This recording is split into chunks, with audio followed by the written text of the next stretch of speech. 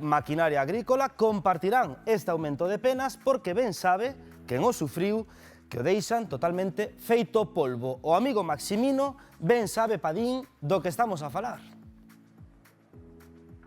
Sí, así é que para gandeiros e agricultores, Bernardo, este sustraer de maquinaria non só son ferramentas, sino que é o seu medio de vida. Por iso viñemos a un do que máis, sabe, Maximino, moi bo día. Bos días, bos días.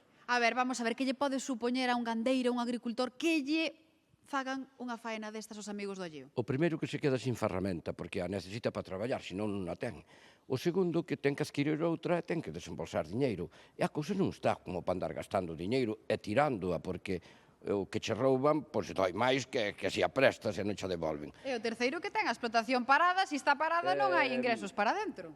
Eso, todo o mundo que compra unha máquina é para usala.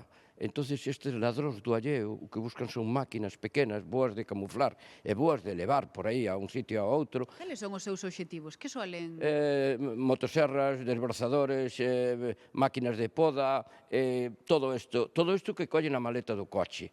Non, a mellor non roban os tractores nin estas cousas porque son máis malos de camuflar, pero toda esta maquinaria pequena, se entran aquí, cargan unha furgoneta e desvalijan todo. Claro, porque son máis fáciles de transportar, pero nós viñemos son de Maximino, porque Maximino tenos uns tips para dar. A ver, temos aí unha motoserra, Maximino. En que temos que fixarnos?